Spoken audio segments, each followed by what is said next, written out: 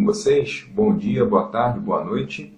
Gostaria de, antes de tudo, pedir para você já deixar o seu curtir, inscreva-se no canal também, ative o sininho. Ao final do vídeo, se você gostou, compartilhe com seus amigos, deixe seu comentário para você me contar o que você achou desse conteúdo.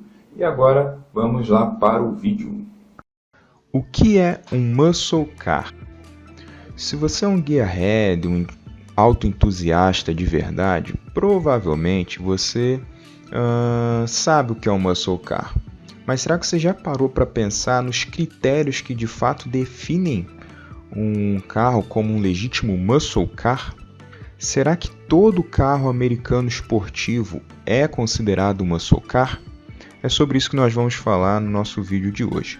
E, bom, é de conhecimento geral que o Pontiac GTO de 1964 foi reconhecido por inaugurar o termo Muscle Car. Uma revista na época foi que cunhou esse termo para este carro. Só que, apesar dele ter sido um marco, na verdade, ele foi mais um resultado da evolução pela qual os automóveis norte-americanos estavam passando naquela época. A fórmula do Muscle Car começou a ser desenvolvida com o movimento Hot Rod. E para a gente poder avançar com a história dos Muscle Cars, a gente precisa contar um pouquinho do movimento Hot Rod. Esse movimento ele surgiu com os soldados, né, que haviam combatido em guerras na década de 30 e até nos anos anteriores, e que eles queriam aproveitar suas habilidades mecânicas para poderem se divertir. E a diversão para eles era nas corridas de arrancada. Só que sem muito dinheiro, o que eles faziam? Eles compravam carros antigos do período do pré-guerra, aliviavam o peso, então removiam ali todas as peças que fossem desnecessárias. Por isso que o Hot Rod ele tem esse visual aí sem paralamas, sem para-choques, muitas vezes sem faróis também, sem capô. E colocavam dentro do cofre um motor potente. Então, para a época, né, é importante deixar claro isso, que era um Ford V8 Flathead ou o clássico Chevrolet 6 cilindros. Pode-se dizer então que os Muscle Cars eles são descendentes dessa mentalidade de corrida de arrancadas que foi iniciada com o movimento Hot Rod. Não é o foco aqui desse vídeo, mas quem tiver interesse e quiser conhecer um pouquinho mais da história dos Hot Rods, a gente pode fazer um vídeo aqui. Só vocês colocarem nos comentários se vocês têm interesse de um vídeo sobre o movimento Hot Rod. Mas vamos avançar aqui. Este carro, que é o Oldsmobile Rocket 88 de 1949, é reconhecido pelos membros mais antigos do AACA, que é o Clube do Automóvel Antigo da América. Ele é considerado como o primeiro Muscle Car. Mas por quê? Vocês devem estar olhando para ele assim e falar, nunca ouvi falar pouco do Rocket 88. Eles têm seus motivos, e quais são? O primeiro é que ele foi o primeiro V8 relativamente potente de fábrica que não fosse um Chrysler ou um Cadillac. Então ele era bem mais barato e mais acessível ao consumidor médio. O que acontece? Até essa época, os motores V8 eles eram eles eram de uso exclusivo dos carros mais luxuosos, dos sedãs mais luxuosos. Então, se você quisesse ter um carro V8 nos anos 40, você tinha que recorrer a um Chrysler ou um Cadillac. Isso se você morasse na América, né? Nos Estados Unidos. E ele foi o primeiro carro de porte aí, relativamente porte médio, né, para os padrões americanos, a colocar um V8 potente dentro do cofre do motor. E o que essa iniciativa resultou? Ela resultou que na temporada de 1950 da NASCAR, esse Olds venceu nada mais nada menos do que 8 das 10 provas. E assim ele acabou cunhando um ditado que ficou muito famoso na época dos Muscle Cars, que é: vença no domingo, venda na segunda. Então, com as vitórias que ele conquistou ao longo da temporada, ele conseguiu ter um bom resultado de vendas, né? Isso acabou sendo as vitórias nas corridas se tornaram um ótimo argumento de vendas. Só que por que ele não é considerado o primeiro muscle car? É que esteticamente lhe faltam alguns elementos, principalmente estéticos, que caracterizaram os muscle cars mais tardiamente. Mas podemos dizer aí que ele foi o primeiro a usar essa fórmula do muscle car, tá? Depois dele, vieram alguns automóveis aí que vocês certamente conhecem, como o Chevrolet Impala, o Pontiac Catalina e o Ford Galaxy, que nós tivemos até vendido aqui no Brasil, na sua versão sedã. Eles seguiram essa linha evolutiva iniciada com o Oldsmobile Rocket 88, porque eles tinham motores V8, só que, apesar do motor V8 Big Blocks, né, eram motores grandes, esses carros eram muito pesados. Então, apesar de já haver uma popularização de motores V8, né, já não eram mais os carros assim de alto luxo dos Estados Unidos, mas eram carros muito grandes e muito pesados, então eles não tinham ali um desempenho realmente esportivo, apesar de existirem versões esportivas desses carros no começo ali dos anos 60, né? Final dos 50, começo dos anos 60, né? Mas de qualquer forma, eles marcaram ali o elo de transição entre o Oldsmobile Rocket 88 e o Pontiac GTO, que acabou sendo cunhado como o primeiro muscle car, e que os muscle cars tiveram seus anos dourados entre os anos de 1964 e 1974. E qual que são então os critérios de um muscle car, de um legítimo muscle car? Bom, antes de tudo, a premissa básica de um muscle car é motores de carros grandes em carros menores. Não que esses menores queiram dizer carros pequenos, mas entendo aqui, padrões americanos, V8 Big Blocks, igual eu falei no começo, eles eram privilégio apenas dos carros luxuosos. E com o Pontiac GTO, ele começou a ser usado em carros menores, carros de porte médio ou até mesmo compactos para os padrões norte-americanos, volto a repetir. Então foi uma popularização do motor V8. E eu listei aqui uns critérios que foram definidos pela revista Super Rod no ano de 2005. São os critérios que eles estipularam como os critérios que um legítimo muscle car precisa ter, tá? Então o primeiro deles, e é óbvio esse, é o motor V8. O segundo é uma carroceria de 2 portas. Terceiro, assentos traseiros. Quarto, tração traseira. E quinto, preço acessível ao consumidor médio. Nós vamos explicar mais detalhadamente cada um desses critérios agora, tá bom? Motor V8. Esse é talvez o que mais identifica um muscle car, né? Pelo ronco grave, pela aquela tremida borbulhante, típicos de um V8, isso ficou muito associado à imagem de um muscle car. Tem um outro motivo também para serem usados esses motores. Porque nos anos 60, era praticamente impossível obter um bom desempenho sem um motor que tivesse pelo menos 8 cilindros.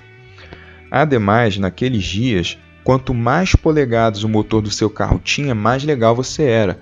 É por isso até que muitos desses carros eles têm estampado na carroceria mesmo emblemas, adesivos com as polegadas cúbicas do motor. Na época isso chamava atenção, era moda você chegar, e era até legal você sair na rua e mostrar que seu carro tinha 350 polegadas cúbicas, e aí um outro comparava que o dele tinha 429, 440 e por aí vai. Então isso era um símbolo, né, do camarada ser descolado também pelo tamanho do motor que ele carregava dentro do cofre do seu carro. O próximo critério é o critério de quantidade de portas. Um legítimo muscle car norte-americano, ele tem que ter 2 portas, tá? Ela é essencial para um visual esportivo e inclui basicamente 3 tipos de carroceria, tá? Que está de cima para baixo no nosso vídeo. A primeira, que é a hardtop, a segunda, que é a fastback, Você vê que os fastbacks eles têm uma caída do teto um pouco mais suave do que um hardtop, né? O teto e a traseira eles se juntam numa curva mais suave do que no hardtop. E o terceiro que são os conversíveis, também muito comuns nessa época. Tem mais um tipo de carroceria que eu não coloquei aqui, mas que ela também é listada pela revista Super Rod, que são as picapes, tá bom? E aí vocês vão se lembrar da El Camino, né, da Ford Ranchero. Elas também são consideradas aí as muscle trucks, né? Próximo critério são os bancos traseiros. Esse eu acho que pode ser novidade para alguns, mas tem um motivo bem importante. Essa é a característica principal que separa os muscle cars dos esportivos europeus. Por quê? Os esportivos europeus eles têm basicamente dois lugares, geralmente, nos anos 60, e os muscle cars eles já têm ali um pequeno flerte com a praticidade. Então eles eram carros maiores e que tinham ali a ideia de você levar mais pessoas, né? Mesmo que essas pessoas fossem crianças, no caso de alguns carros que são 2+2, eles não têm 5 lugares, né? Não tem uma fileira que dê para 3 pessoas ou 2 pessoas no banco de trás, eles têm 2 mini bancos que só dão para 2 crianças. Mas mesmo assim é considerado um banco traseiro, né? Então esse é um critério que define também os muscle cars da época clássica, da época dos anos dourados, né? O próximo item, muito óbvio também, é a tração traseira, né? Isso aí é identitário dos esportivos norte-americanos e não podia ser diferente. Para um desempenho entusiasta e esportivo, tem que ser a tração traseira. Burnouts e derrapadas de traseira combinam perfeitamente com o muscle car. Isso aí nos filmes, aposto que muitos vídeos, né, agora do YouTube que vocês devem ver, e é uma das cenas mais belas, o muscle car distracionando de traseira, né, e também traz muita diversão desde que você não bata, né. E o último quesito é o preço acessível.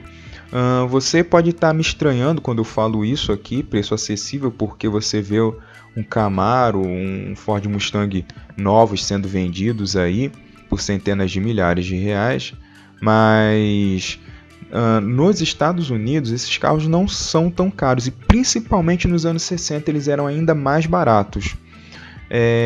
E esse é um grande critério, tá? Por quê? Porque ele tinha a ideia de popularizar o motor V8 e o desempenho esportivo nos carros para os consumidores norte-americanos.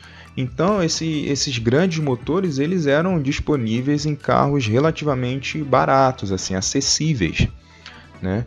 Então você percebe que esse também é um critério, né, que foi colocado aqui muito interessante e que justifica por que alguns carros que tinham motores V8 antes do Pontiac GTO não são considerados muscle cars, justamente pelo posicionamento. Eram mais carros voltados ao luxo do que propriamente dito ao desempenho esportivo. E agora, se você é um entusiasta de verdade, você deve ter percebido aí que alguns carros muito clássicos não se enquadram nesse perfil aí do que a gente falou de um muscle car. Temos aqui o Buick GNX, o atual Dodge Charger, Shelby Cobra, Dodge Viper e o Corvette, né? O Buick, porque ele usa um motor V6, não é um V8. O atual Dodge Charger, por ser sedã, tem uma carroceria 4 portas. O Shelby Cobra e o Viper e o Corvette também, por terem 2 lugares e também por serem caros. São carros bem mais caros do que os muscle cars. Bom, mas temos que também fazer algumas ressalvas aqui, tá bom? Antes de tudo, muscle car, esse termo, é um termo meio polêmico até mesmo nos Estados Unidos. Algumas pessoas, algumas revistas consideram alguns carros como muscle cars, outras não. Então, você, particularmente, fique livre para poder criar seu critério de muscle car, desde que não se perca muito daqueles 5 que nós falamos agora há pouco. Mas vamos analisar aqui. O Buick GNX, apesar de não ter um motor V6, ele era o esportivo norte-americano mais potente e veloz da época, né? Então, podemos fazer a ressalva aqui de que ele era uma reinterpretação do conceito de muscle car para a sua época. Os anos 80 foram terríveis para os muscle cars, igual nós vamos ver aqui um pouco mais para frente. Então, gostaria de sugerir o seguinte: ao longo dos anos, o termo muscle car ele pode sofrer umas ligeiras e pequenas heresias, porque esse termo muscle car ele foi cunhado em 1964 para os carros daquela época. Os carros passam por evolução, o mercado passa por uma evolução.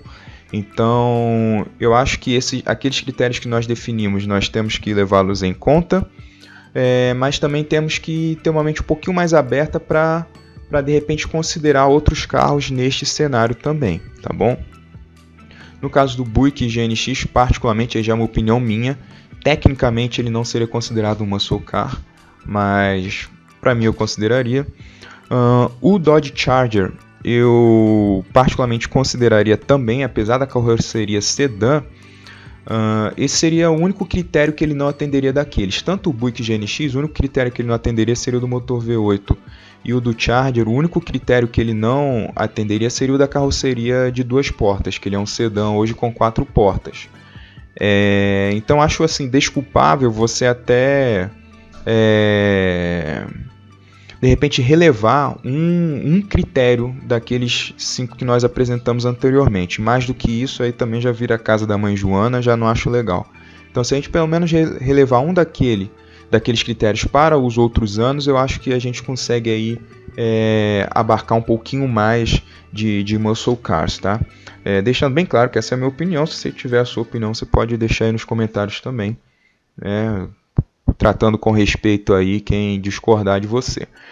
No caso do Buick GNX e do Dodge Charger, ele só não atenderia um dos critérios, né? Todos os outros eles teriam a tração traseira, os assentos atrás. Então eu acho que eles seriam reinterpretações modernas do conceito muscle car, tá? Já o Shelby Cobra, o Dodge Viper e o Corvette, eu já acho mais difícil eles serem considerados como muscle cars. Primeiro porque eles eram carros com apenas 2 lugares, igual nós falamos aqui, e além disso, eles são carros de nicho, eram carros muito caros, então já foge também daquele conceito do preço acessível. Então eu já acho que aqui já ficaria um pouquinho mais complicado. Entretanto, não é por causa disso que eles não são carros legais, tá bom? Eles têm um outro termo que atende perfeitamente a eles. Eles não são muscle cars, mas eles são sport cars. Eles seriam aí os carros esportivos. Esse é o termo que melhor define eles, e eles têm seus paralelos, né, muitos concorrentes no mercado europeu, que também não dado de sport cars, né?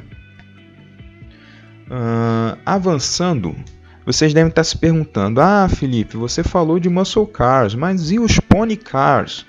Porque o Mustang ele é um pony car, o Camaro é um pony car, e o pessoal fica falando que é um muscle car. O pessoal erra muito nisso. Será? Vamos ver o seguinte: o pony car nada mais tá, do que uma subcategoria do muscle car. E foi inaugurado justamente pelo Mustang. E ele tem esse nome Pony, essa categoria tem esse nome Pony por causa do Mustang, que é uma raça de cavalo. Então foi cunhado a partir do Mustang e foi para definir uma classe de um dos menores muscle cars que nós temos. Então, você falar que o Mustang é um pony car ou um muscle car, tecnicamente não está errado, tá bom? E nós vamos ver agora, nessa tabela, todas as subcategorias de muscle cars. Essas subcategorias elas foram definidas pela revista norte-americana Motor Trend. Então, basicamente, nós temos aqui 5 classes, 5 subcategorias de muscle cars. são os full size, os mid-size, os pony cars, compact cars, né, os compactos, e as muscle trucks. E a gente vai pegar uns exemplos aqui de cada uma delas para vocês se situarem aí em cada uma dessas subcategorias. Começando de cima para baixo, né, dos maiores muscle cars, os full size, nós temos o Chevrolet Impala. Aqui na imagem um belíssimo exemplo na raríssima cor Evening Orchid, é uma cor muito bonita e muito rara lá nos Estados Unidos, muito associada aos Cadillacs, né? E temos o Ford Galaxy, abrindo aqui um parêntese, tá bom?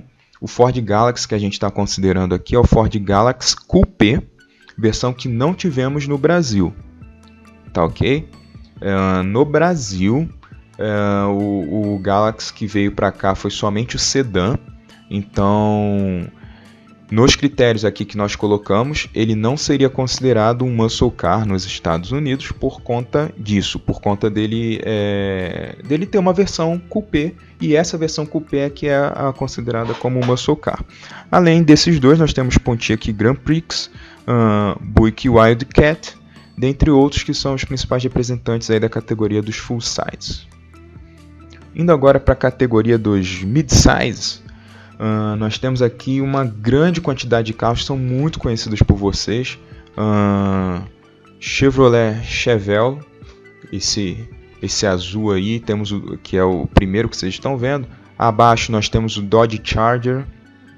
Temos vários outros também, como o Dodge Super Bee, Ford Fairlane, Ford Torino, Mercury Cyclone, Oldsmobile 442, Plymouth GTX, Plymouth Roadrunner, Pontiac GTO, como nós já falamos, Pontiac Grand Prix, Dodge Coronet, dentre outros. Foi uma categoria bem vasta, assim, bem rica de muscle cars, né, de quantidades de carros. Os pony cars, como nós falamos, essa daqui talvez seja a categoria mais popular, tá? E aqui resistiu melhor aí ao longo dos anos. Então nós temos o Ford Mustang, Chevrolet Camaro, AMC AMX, AMC Javelin, Dodge Challenger, Mercury Cougar, Plymouth Barracuda, Pontiac Firebird, Trans Am. E acaba que vocês devem ter reparado que essa foi a categoria que está responsável por trazer os muscle cars até os tempos de hoje, porque todas as outras categorias de muscle cars foram extintas, e essa foi a que sobreviveu melhor ao longo do tempo, foi a mais popular, e é a que conseguiu aí trazer o termo muscle car até os dias de hoje. Se não fossem pelos pony cars, dificilmente a gente teria muscle cars sendo vendidos hoje como 0 km. Há de se pensar nisso, a importância dessa categoria aqui de muscle cars. Agora nós temos os compact cars, os que eram os muscle cars mais compactos. E aqui vocês devem estar se assustando aí de ver Ford Maverick e Dodge Dart entre carros compactos, né? Mas volto a ressaltar aqui que são compactos para o padrão norte-americano, né? Mas não deixa de ser curioso, né, que um carro com mais de 4,90 m de comprimento como o Dodge Dart fosse considerado um carro compacto nos Estados Unidos. Só para vocês terem ideia de outro referencial de tamanho e dimensões que eles têm. Mas enfim, esses carros que aqui no Brasil eram os mais caros que nós tínhamos, lá nos Estados Unidos eles eram os mais compactos, né, os mais baratos para você entrar no segmento de muscle car. Além desses, nós temos também o Chevrolet Nova, o Plymouth Duster, como modelos de entrada do segmento muscle car. E o último, as muscle trucks, que nós tivemos poucos representantes. Nós tivemos a Chevrolet El Camino, que talvez seja a mais famosa de todas elas, e no Brasil nós quase tivemos um Opala El Camino, né? Chegou a ser feito alguns protótipos pela Chevrolet nos anos 70, mas essa ideia não foi para frente. Mas são modelos que ficaram bem clássicos assim, né? E Chevrolet El Camino, Ford Ranchero, a versão Ford também, né? muito popular lá nos Estados Unidos, e também tem a menos conhecida GMC Sprint, que é nada mais nada menos do que a versão da GMC para a El Camino, né? E esses carros eram comprados por quem? Esses carros eles eram comprados pelos Baby Boomers, que só para a gente poder rememorar aqui, os Baby Boomers eles foram nascidos entre os anos 40 e 50, e eles, nos anos 60 e 70, que era a época aí do auge dos muscle cars, eles eram jovens. E esses jovens, eles basicamente queriam externar ali o American Way of Life, o modo de vida americano. E para eles os carros eram sinônimo de liberdade, de ser considerado descolado e, obviamente, né, sucesso com as garotas. Então você chegar com um muscle car potente, dando mais acelerados ali, era uma forma de você impressionar também as garotas, né? Então isso daí era a mentalidade do pessoal da época. E voltemos aqui também para os anos 70, os carros eles eram muito mais valorizados do que hoje, né? Basicamente a única coisa tecnológica assim, que você poderia comprar nos anos 70 era um carro. Não tinham celulares, computadores, videogames, então nessa época o pessoal guardava dinheiro para comprar um carro. Então era isso que realmente chamava a atenção da juventude da época, né? E por que essa juventude, né, os jovens, eles tinham tanta identificação com os muscle cars propriamente dito? Porque, só para lembrar aqui, nessa época não vendiam somente muscle cars, vendiam sedãs, vendiam carros europeus mais compactos, o próprio Fusca era vendido lá também, tinham peruas, né, picapes. Por que os muscle cars eles atraíram tanto os jovens? É porque os muscle cars eles tinham uma identidade muito parecida com a desses jovens. Esses jovens, eles, né, naquela época do Woodstock e tal, então eles tinham esse clima meio que de rebeldia. E os muscle cars também, na sua origem, é muito interessante porque eles começaram também como uma certa rebeldia dentro dos padrões das fábricas da época. O próprio Pontiac GTO, ele nasceu burlando as regras da General Motors de tamanho de motor para carros do seu porte. A GM ela impunha nessa época a seguinte regra: os carros eles tinham que ter no máximo 1 polegada por 100 libras de peso. 1 polegada de motor, tá? 1 polegada cúbica para cada 100 libras de peso. E o Pontiac GTO ele pesava 3.400 libras de peso. Isso vai dar algo em torno de 1.700 quilos, tá bom? E o máximo que ele poderia ter, como ele tinha 3.400 libras de peso, o máximo que ele poderia ter era um motor 340 polegadas. Ele não podia ter um motor Big Block. Pontiac meio que na surdina, inclusive, se vocês tiverem interesse em pesquisarem, vocês podem ver como que surgiu, é bem curioso como que surgiu o Pontiac GTO, mas só fazendo uma resumida aqui para o vídeo não ficar muito longo. Ele foi feito meio que às escondidas. Pegaram o Pontiac Tempest, que era um carro de porte médio e que medíocre, não fez muito sucesso. Colocaram um motor Big Block dentro dele, algo que a GM na época proibia para as suas submarcas, né? E era um motor 389 polegadas para um carro de 3.400 libras. Vocês já viram que ele avançou aí da regra de 1 polegada por 100 libras de peso e foi lançado. O resultado foi um tremendo sucesso. Esse carro vendeu muito, fez muito sucesso. É considerado por muitos como o rei dos muscle cars, né, por ter inaugurado o termo e por ter feito muito, muito sucesso. E não só mesmo a Pontiac, né, na inauguração dos muscle cars, ela fez isso, mas outras vezes também ela burlou várias vezes as regras que a GM colocava. A Pontiac era uma marca meio rebelde, por assim dizer, né? ela tinha vezes que tinha um certo limite de potência, né, que os carros não poderiam sair dali eles tinham que sair dali com algumas restrições, e a Pontiac colocava essas restrições, mas era uma restrição mecânica extremamente simples do usuário remover em casa. Então ela vendia o carro com aquela restrição mecânica, o usuário chegava em casa, removia, era algo geralmente muito simples, né? Levantava o capô, tirava, e o carro ali já tinha a sua potência toda plena para poder ser despejada. Outras marcas também foram fazendo as coisas meio que burlando os sistemas, né, como a Oldsmobile e a própria Chevrolet. Elas entraram em parceria com concessionárias, com empresas parceiras, para que essas colocassem motores Big Blocks em seus carros menores. Então, até bem famoso aí o Camaro Yenko foi feito assim, e dentre outros carros muito clássicos foram feitos dessa forma também. Então, basicamente, os muscle cars, eles eram um perfeito reflexo do público-alvo jovem rebelde. O muscle car também era jovem rebelde, então acho que por isso que foi uma química aí que deu muito, muito certo. Só que a era de ouro dos muscle cars não durou muito tempo. É meio consenso de que ela durou apenas 10 anos, de 64 a 74, e isso tem alguns motivos que nós relacionamos aqui para a decadência dos muscle cars. O primeiro deles, eu acho que é o mais óbvio de todos, é que o preço da gasolina subiu estratosfericamente. Até aquele momento, a gasolina era extremamente barata, assim, ninguém se preocupava com quantos quilômetros por litro o seu carro faz.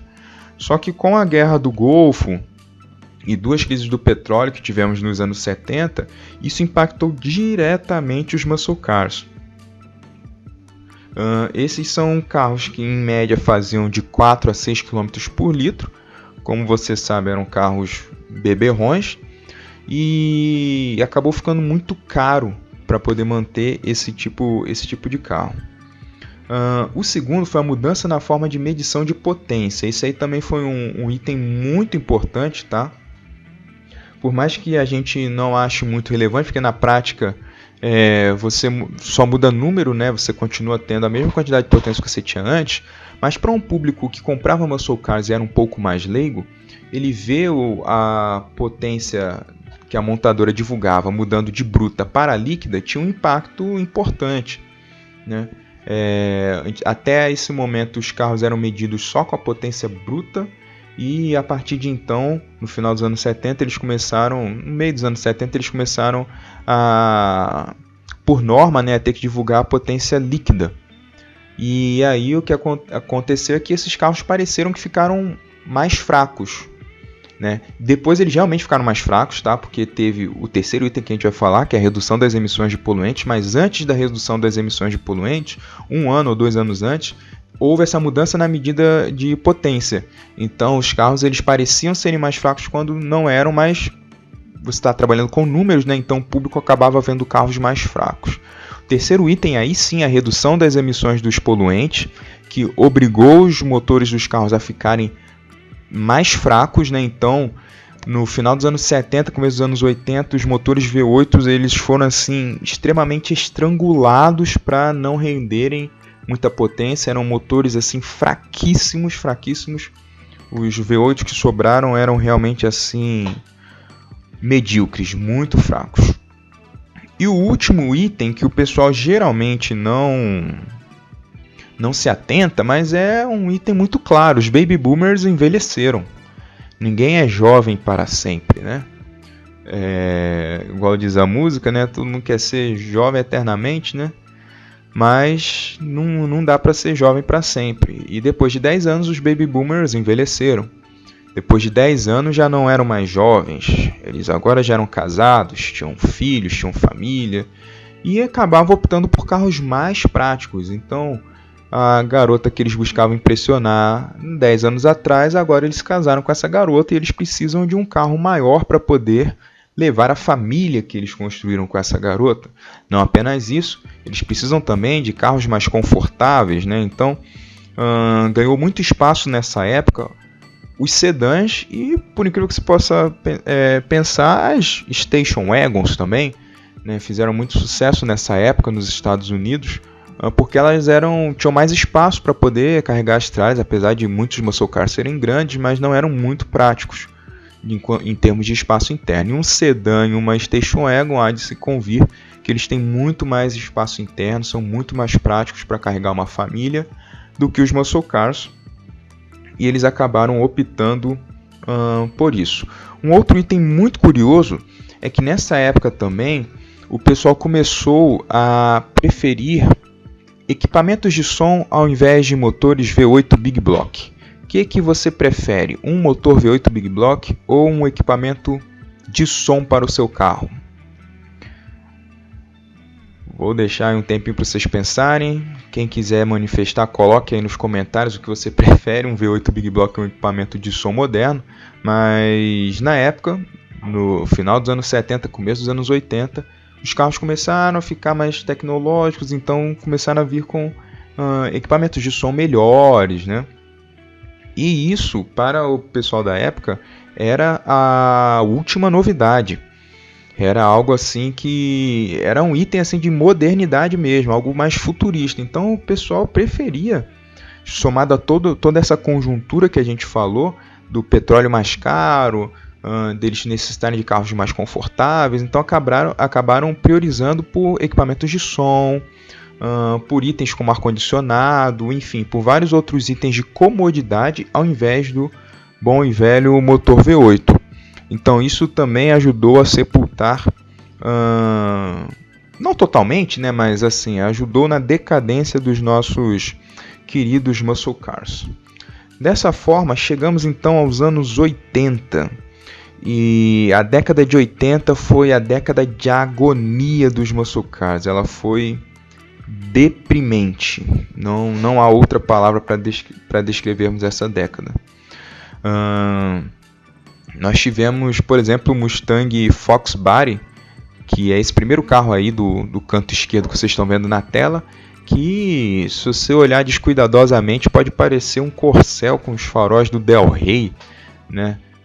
Atualmente ele está até ficando um carro cult, tá ganhando seus adeptos, né? E mais pro final dos anos 80 ele começou a ter umas versões legais também, mas há de se convir, né, que um Mustang Fox, né, comparado com o Mustang de primeira geração, deixa muito a desejar, né? Repara até que nas rodas ele usa roda de 4 parafusos, né?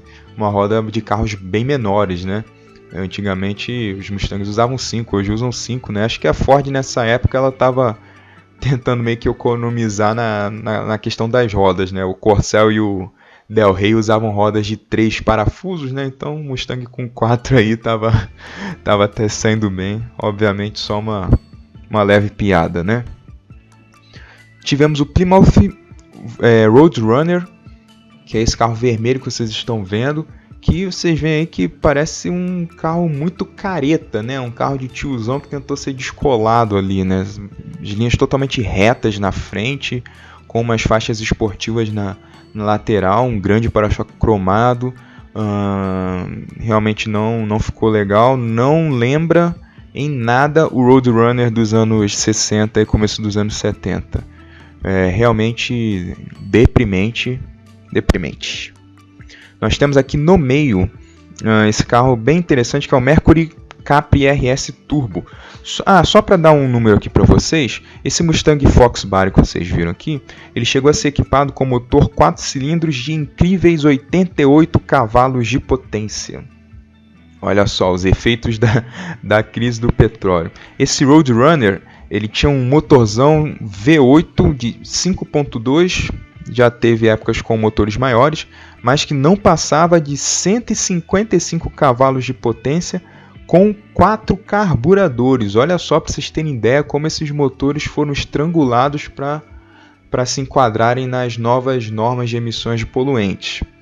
E aqui ao centro nós temos um carro que é até bonito, que é o Mercury Capri RS Turbo de 1981, que ele foi baseado no Mustang Fox. Vocês até perceberem aí pelo perfil lateral, né, a porta, o perfil toda a carroceria, né, ele compartilhava muitas peças com o Mustang Fox.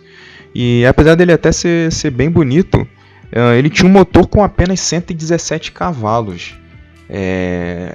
Isso é muito pouco, sendo que há poucos anos atrás nós tínhamos carros ali com mais de 300, 400 cavalos de potência. Então assim, foi deprimente.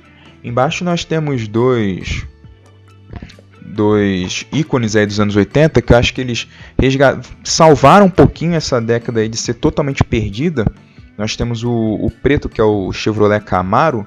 É uma geração que eu acho muito bonita, um carro muito bonito, né? Ao contrário da maioria dos muscle cars dessa época, que teve uma versão muito legal, que era a Aerox Z, né? Só que mesmo o Camaro, ele chegou a ser vendido com um motor 4 cilindros de 90 cavalos. Era a potência do Opala 4 cilindros da época, né? Então vocês veem como começaram a ser vendidos com motores muito menores. E à direita aqui, o branco no final, nós temos aí o Chevrolet Monte Carlo SS, que ele foi emblemático porque ele marcou o retorno da sigla SS para Chevrolet depois de 12 anos aí de ausência, né? Então nós tivemos alguns carros legais, mas no geral a década de 80 assim foi triste. Tivemos muitos carros, tem outros que eu não coloquei aqui, né, que na verdade eu não coloquei para poder salvar vocês de cenas mais deprimentes, né? Porque tivemos Dodge Charger e Challenger dos anos 80 que, ó, absolutamente nada a ver com aqueles muscle cars que eles já foram no passado. Enfim, muita coisa terrível. E aí a gente chegou aos anos 90. Os anos 90 eles foram ainda mais escassos em termos de muscle cars. Só que os que nós tivemos foram legais, né? Então eles foram quase extintos, mas tivemos algumas opções. E aqui nos anos 90 que é quando a gente começa a fazer um pouquinho mais de concessão para o termo muscle car, para abarcar um pouquinho mais de carros, porque senão, se a gente ficar só restrito àqueles 5 critérios, a gente vai incluir quase carro nenhum. Dentre os mais legais que nós tivemos nos anos 90, nós temos o Pontiac Firebird Trans Am, que ele tinha um visual bem esportivo, né? Esse branco do canto esquerdo. Um visual bem esportivo, bem bonito, né? E o motor V8 dele nessa época já produzia 240 cavalos. Não é a mesma coisa do que os muscle cars produziam nos seus anos dourados, mas de qualquer forma era bem mais do que eles produziam nos anos 80. Então aqui nós já vemos carros já no geral mais bonitos, né? Com linhas mais bonitas e um pouco mais potentes, com um desempenho melhor, né? Nós tivemos também o Camaro, irmão de carroceria do Trans Am, né? Esse Camaro preto também muito bonito. Acho que o Camaro, em termos estéticos, ele foi o muscle car que resistiu melhor às investidas do tempo. Eu acho que as gerações do Camaro, todas elas foram bonitas, assim, por assim dizer. Ao centro nós temos aí o primeiro muscle car de 4 portas do tempo aí, né? De todos os tempos, o Impala SS. Era um sedanzão bem discreto, né? Com esse visual aí de carro de polícia ou de taxista de Nova York, né? Só que preto. Só que ele foi um carro muito importante. Ele tinha, apesar de ser discreto, ele tinha um motor V8 de 260 cavalos. Para a época era muita coisa, né? Então era um sedã esportivo aí que representava o segmento dos muscle cars, uma carroceria de sedã. Temos o Ford Mustang dos anos 90. Inclusive esse Mustang ele não é difícil de ser encontrado aqui no Brasil. Ele tem um visual muito bonito, né? E tem preços até relativamente acessíveis, né? Para poder se comprar aqui no Brasil. Quem quiser entrar no meio dos muscle cars, tem nesse Mustang aí uma boa opção. E tivemos esse carro aí de visual meio exótico, o Ford Taurus SHO. Exótico para não dizer feio, né? Que convenhamos, esse carro é muito feio. Essa traseira caída aí, esse formato todo oval da carroceria, parece que ele foi derretido, enfim. É um carro muito feio. Mas essa versão SHO, ela tinha um motor V8. Foi lançada em 1999 e ela tinha um bom desempenho. Esse carrinho chegava a 230 km por hora. Você pode não achar muita coisa hoje, mas para a época, em termos de escassez de muscle cars, ele representou bem aí o segmento dos muscle cars, já na carroceria de sedãs, né? Então ele foi um carro que merece ser mencionado aqui, apesar da sua feiura. Chegamos nos anos 2000. Os anos 2000 ficaram marcados aí pela renascença dos muscle cars. Por que a renascença? No ano de 2005, a Ford lança o Ford Mustang Retro. Esse primeiro carro que vocês estão vendo aí no canto superior esquerdo, visual clássico, inspirado na primeira geração dos anos 60. Só para contextualizar, por que a Ford fez isso? Ela teve uma ideia, vamos lançar um carro inspirado no passado que vai ser um sucesso. Ela teve essa ideia do nada? Não, né? Os anos 90 e início dos anos 2000, no final dos anos 90, para ser mais preciso, nós vivemos uma onda retrô muito forte. Você fatalmente vai se lembrar de vários carros retrô que foram lançados nesse período, né? Tivemos o Volkswagen New Beetle, Chrysler PT Cruiser, Plymouth Prowler, dentre vários outros. Então a Ford resolveu fazer isso com o seu muscle car e deu muito certo. Deu tão certo que ela incentivou as suas concorrentes a relançarem os seus clássicos, né? Então nós temos esse azul aí, que foi o Pontiac GTO dos anos 2000, Pontiac GTO moderno. Esse Pontiac GTO, eu me lembro que na época ele decepcionou um pouquinho, porque tinha um carro conceito do Pontiac GTO que era muito bonito, era muito maneiro, assim, um visual bem invocado. E eles lançaram o Pontiac GTO com uma versão americana do Holden Monaro. Nada contra, tá? Eu acho o Holden Monaro e esse Pontiac GTO muito bonitos. Acho que eles realmente foram até menosprezados lá fora. Mas havia-se uma expectativa de que ele tivesse um visual retrô também, inspirado no GTO dos anos 60. E não foi o que aconteceu. Acabou que a Pontiac na crise de 2009 faliu e o GTO foi embora junto com a marca, ou até um pouquinho antes, se eu não me engano. Mas temos outros muscle cars que estão vendidos aí até hoje, o Dodge Challenger, o Chevrolet Camaro, que também fez muito sucesso. O primeiro Challenger, ele teve uma vida muito curta, né? Ele foi lançado tardiamente pela Chrysler. E acabou que agora ele recebeu uma segunda chance, né? Então eu até achei isso muito legal.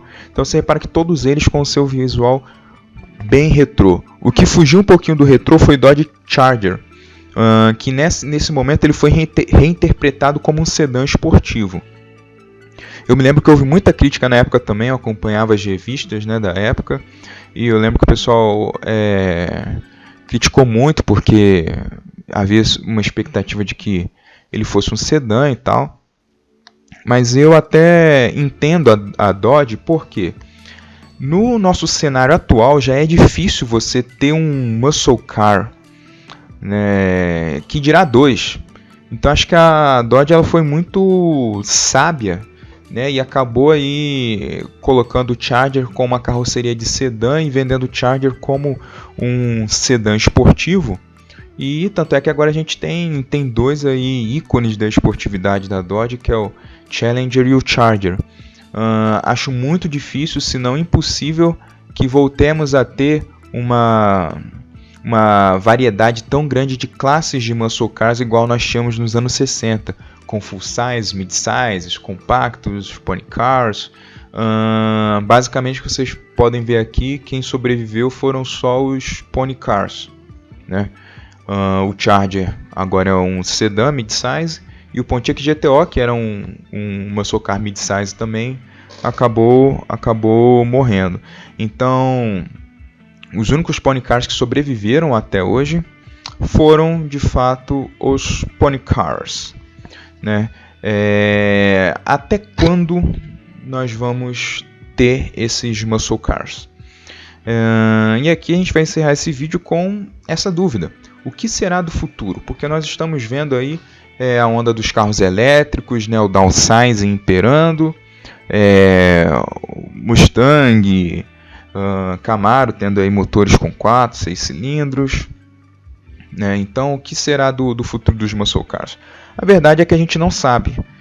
Há boatos aí de que está sendo feito novas gerações para o Camaro, para o Challenger, mas a verdade é que a gente não sabe, né? Com essa pandemia do coronavírus também, a gente não sabe se vai mudar o mercado automotivo, pode ser que impacte. Então, na verdade, é um cenário de incerteza, né? A gente não sabe, nós estamos só com esses 3 últimos que nós falamos aí, o 4, né? A gente incluindo o Charger, Challenger, Camaro e Mustang, e não sabemos até quando vai ficar assim. E aí, o que você acha que vai ser do futuro dos muscle cars? Convido você a deixar no seu comentário aí a sua opinião.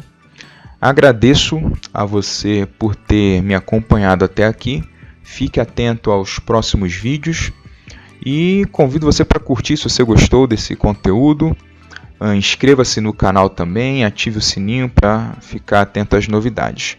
Muito obrigado, tchau, valeu e até mais!